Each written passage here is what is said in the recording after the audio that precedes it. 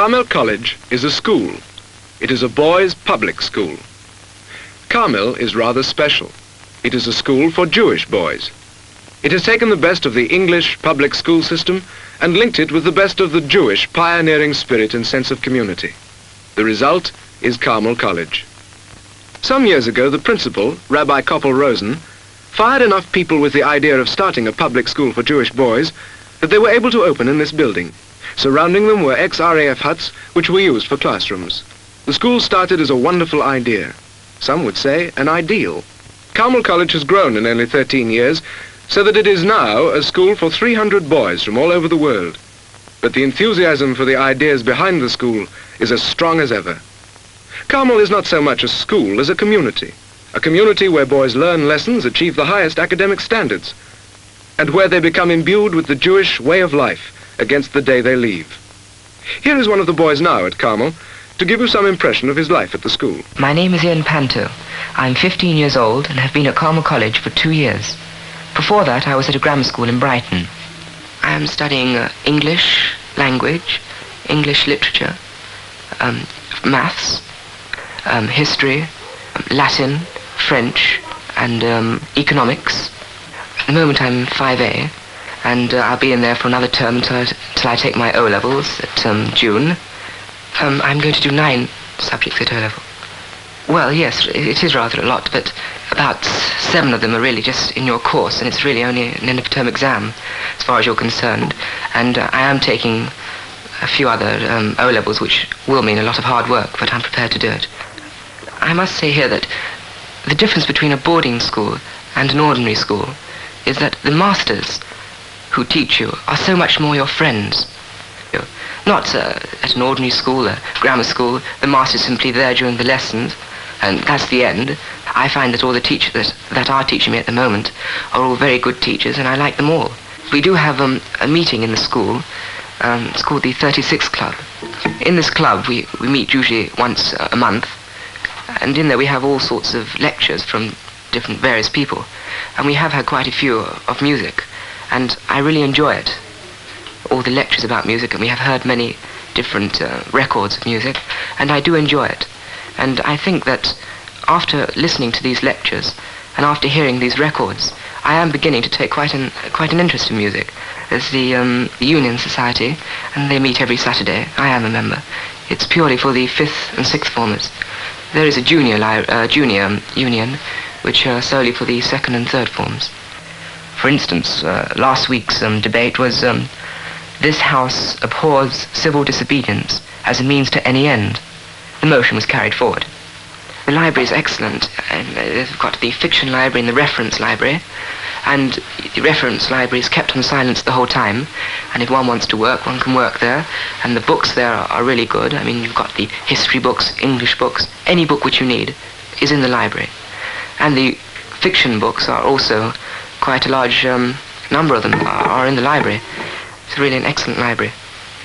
Of course, there's the loggia in the school, where we have every newspaper, and of course we have magazines, and every day I do go and read the papers. I'm captain of chair, and I take an very active part in the game, and I do my best to help all the other boys in the school to take an active interest in it.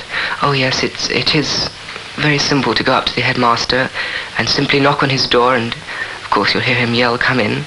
But it is very simple, really. You can go up to him and tell him any of your troubles, and he'll be very, very kind to you, and he'll really understand you and help you in any way which is possible. You feel at ease when you're in his company, and you can, of course, straight away tell any troubles that you have. I live in the main building, in a dormitory with 6 other boys.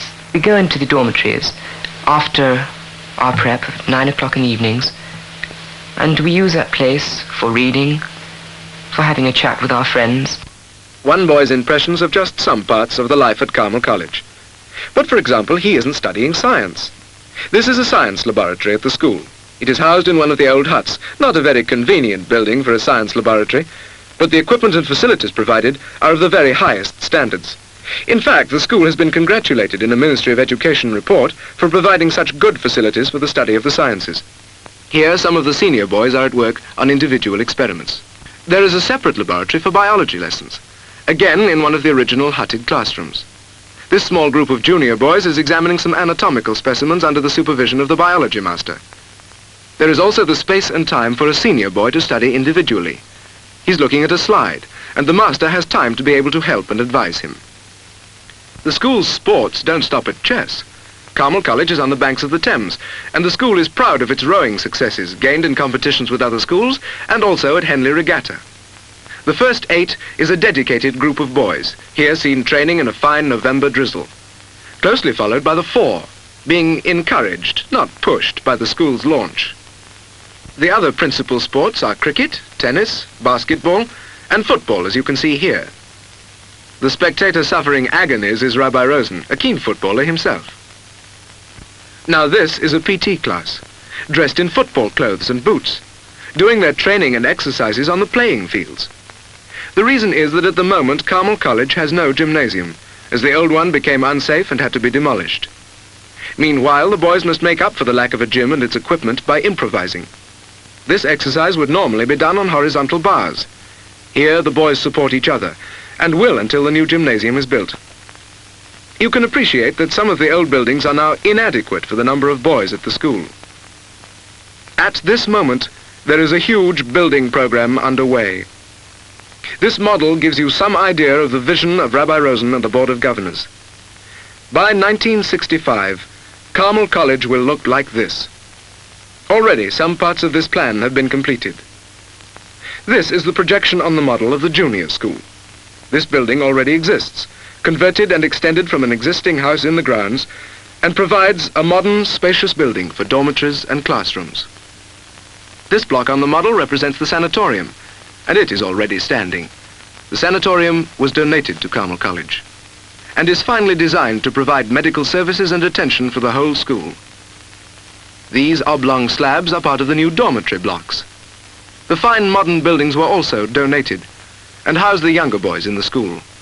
2 and 3 stories high, they now stand proudly isolated, waiting to be joined by the rest of the new buildings. Elsewhere in the grounds, around these present buildings, the foundations are being laid, the school is growing. The huge building program is getting into its stride. The next phase, due for completion in 1962, will provide new classrooms, science block, gymnasium, and the synagogue. This is the main building of the present school, and it will continue to be the hub of the new Carmel College. Directly opposite, the foundations are in for the new classroom block. Here you can see on the model how the new block, 2 stories high, will face the old main building across a paved terrace. The new block will replace these huts, which have given good service as classrooms, and which now look out onto a sea of mud, the foundations for the new building which will provide modern classrooms for the whole school. On the model, this represents the new science block, to replace these old huts which house the present laboratories. By their side, the foundations for the new block are going in. Wet trenches filled with concrete and steel to support the brand new science building. The beginnings are here, in these steel fingers. This will be the new gymnasium, fully equipped, complete with swimming pool, showers, locker rooms, and 5s courts. There is only a desolate waste where the old gymnasium has been torn down, leaving the ground ready for the men and machines to drive in the foundations for the brand new building. And here on the model is the new synagogue. Even on this minute scale, you can envisage the sweep of its roof, the sheer hang of its glass walls. On the ground, piles of earth and rubble mark the site. Soon these mounds, this rubble, will lie underneath a beautiful, spacious synagogue. All these plans are designed to expand Carmel from its present size of 300 boys to 500, and to house them in the finest modern buildings. Carmel College is not owned by anyone. It is directed by Rabbi Rosen and by the Board of Governors, men from many different fields who devote a lot of time and energy to the idea that is Carmel College. They hold it in trust for the whole Anglo-Jewish community, and try to provide an environment where any boy can receive the best possible education in an atmosphere of freedom. Carmel College will never make any money. No talented boy who applies is refused admission, and 20% of the boys now at Carmel are on scholarships or reduced fees. The Development Committee and the Board of Governors hold themselves responsible for raising the funds. The present phase of the building program will cost £250,000, and even while the work is in progress, most of the money still has to be raised. Over the next few years, vast sums must be found to complete Carmel College. In the last few years, Carmel has grown. More boys have come to the school. Many more have applied. There are boys on the waiting lists 10 years ahead. Whose names and how many can be on this board in the future? Carmel College extends an open invitation to all of you to come and visit the school. Come and talk to the principal. Talk to the boys. Walk in the grounds and feel the air of excitement and enthusiasm for the future. When you come, you'll be able to see the work in progress. Work designed to make a school for the future leaders of the Jewish community. Carmel College is our gift to the future generations.